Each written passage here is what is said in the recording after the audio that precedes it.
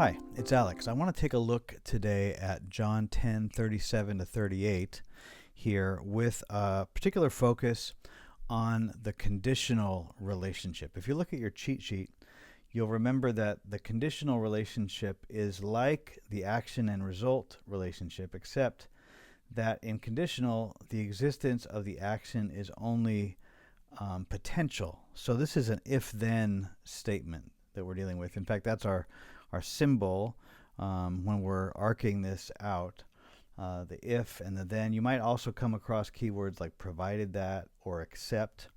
Grammarians tell us that what we're dealing with here is the protasis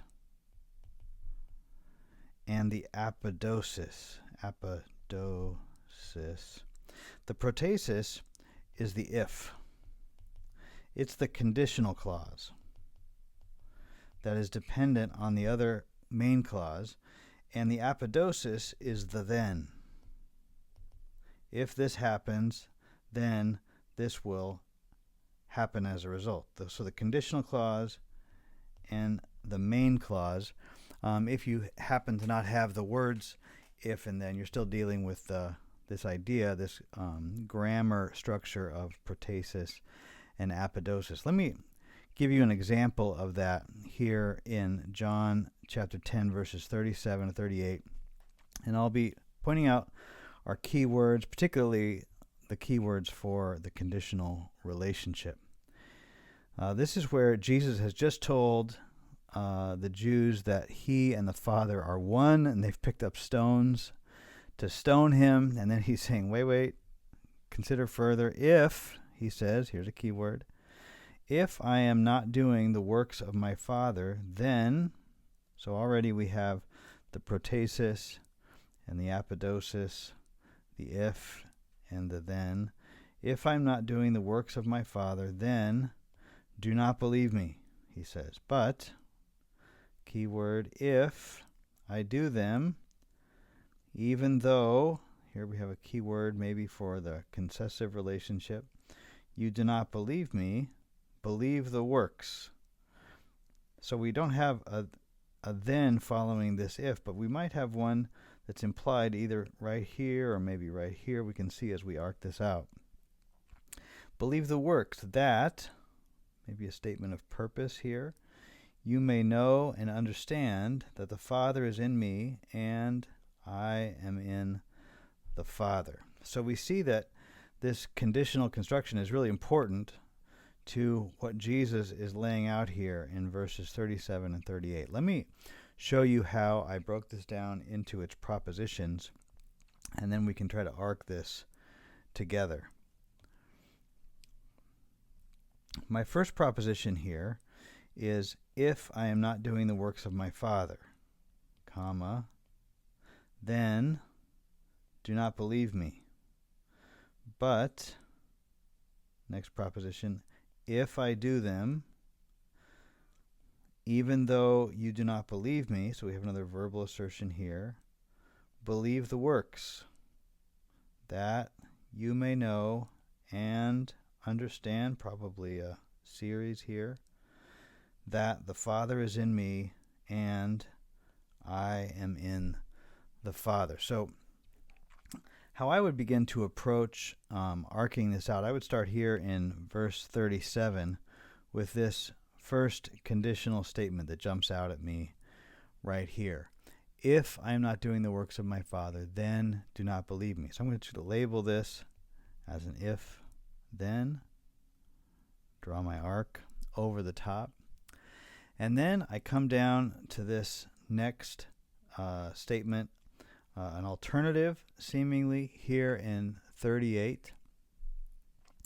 But if I do them, even though you do not believe me, believe the work. So it seems like we have an if-then that's happening either right here or right here. It seems to certainly cover these two, because I think we have a concessive relationship here about even though you do not believe me, believe the works. So the way I'm reading this, it seems to me that we've got a then implied right here, and then we have a concessive relationship between these between 38b and c before we go back and define this conditional relationship between 38a and bc. So I'm going to go ahead and do that first. I'm going to label this as concessive between 38b and c. And then I'm going to label this as conditional if, then, draw my arc here over 38a, b, and c. And then that brings me down to 38d. That you may know and understand that the Father is in me and I am in the Father. So it seems like we have 4 propositions here. Seems like they're set into couplets by this and 2 little series. I'm going to try that on for size here. Set each of these in a series.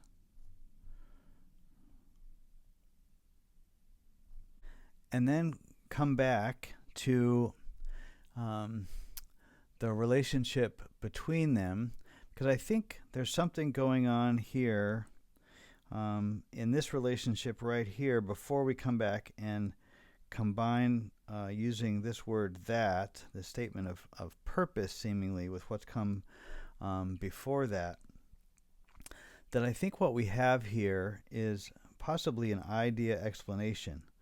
Jesus is saying that he wants them to know and understand something, and that seems to be this statement in F and G, that the Father is in me and I am in the Father. That's what he wants them to know and to understand, that this relationship is happening.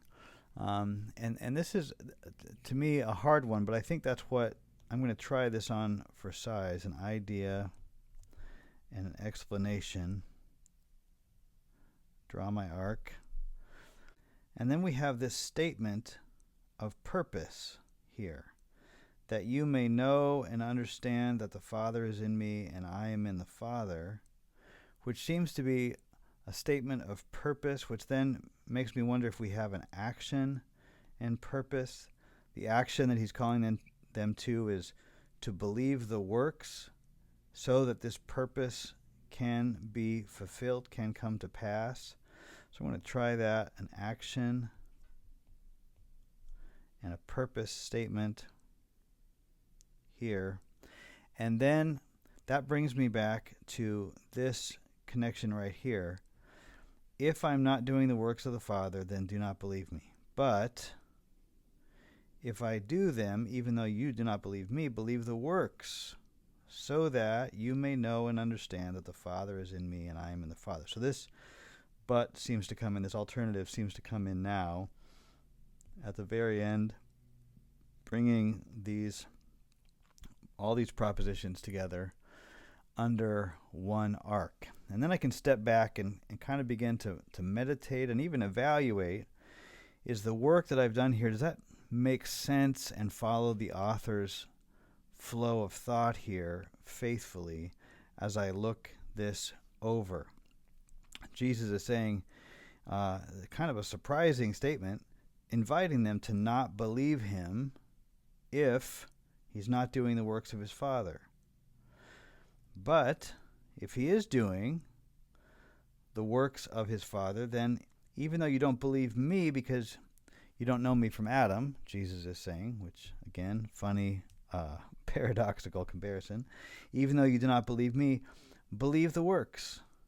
If I'm doing the works of my Father, then believe the works, that this idea that you may know and understand that the Father is in me and I am in the Father. So there seems to be this action and purpose that's set up by this condition.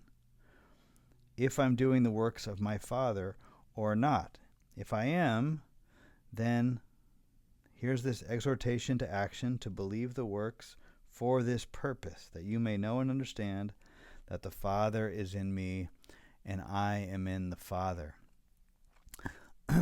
This conditional relationship helps us to see that Jesus ties, or he invites their potential faith, right? The faith that is merely potential at this point, in his Father's works, to believe those works, that he has this longing for the purpose of his Father to be established in the lives of his listeners.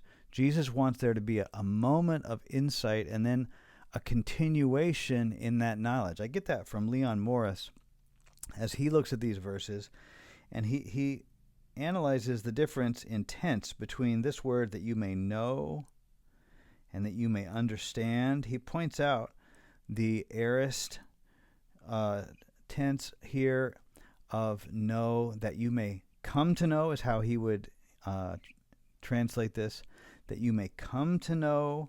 And then the present tense of this word understand, that you may keep on knowing, that you may keep on understanding, so that you may come to know and that you may keep on knowing or keep on understanding. That you may have an initiation into this knowledge and a continuation in this knowledge, that the Father is in me and that I am in the Father. What Leon Morris calls the mutual indwelling of the Father and the Son, or what D.A. Carson calls the mutual co-inherence of the Father and the Son. Similar to 1 John 1, that the ground of our fellowship is that our fellowship is with the Father and with the Son, right? Jesus is inviting them into that same knowledge, that communion, the communion that's been going on for all eternity between the Father and the Son. They have opened up a way, the Father and the Son, in which, by which we can come into relationship, and Jesus is longing for their faith that is merely potential at this point to become a reality in their life, so that they could also enter into that fellowship. And I think the conditional relationship, the constructions that's used here, helps us to see that reality and that invitation, that longing that Jesus communicates here more clearly. And so that's how I would arc John 10:37-38, with a particular focus on the conditional relationship.